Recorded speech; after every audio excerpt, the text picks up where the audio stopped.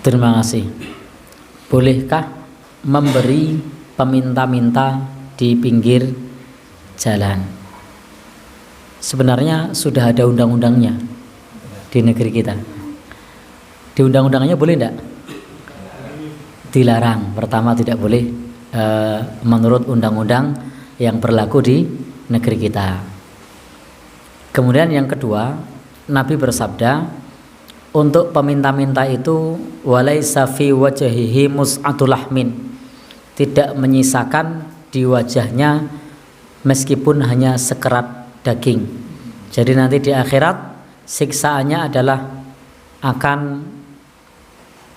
berhadapan kepada Allah tanpa sekerat daging. Kemudian kalau misalnya kita mau memberi, maka berilah orang yang memang membutuhkan. Sebagaimana ayat yang tadi kita baca, termasuk kebaikan itu adalah memberi kepada peminta-minta. Peminta-minta yang butuh, peminta-minta yang memang dia tidak ada solusi lain kecuali meminta. Simbah-simbah yang sudah sepuh, yang jalannya ngesot, ada ibu-ibu hamil yang bawa anak, yang tidak ada kerjaan lain yang bisa diusahakan, maka mereka ini kalau meminta memang tidak ada pilihan lain.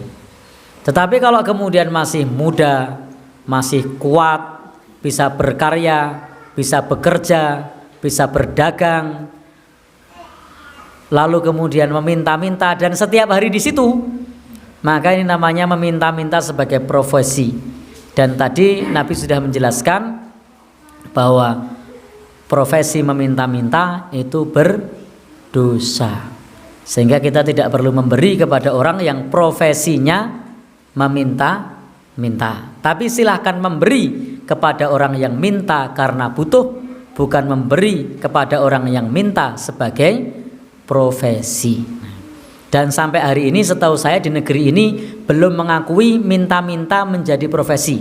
Terbukti di KTP belum ada yang tercantum. Nah, jadi peminta-minta itu selain di dalam Islam tidak legal, itu juga di negara kita tidak legal. Karena tidak ada yang di KTP-nya pekerjaan peminta-minta, itu tidak ada. Bahkan jika ada, itu tidak akan diizinkan oleh negara karena fisiknya masih kuat, masih sehat.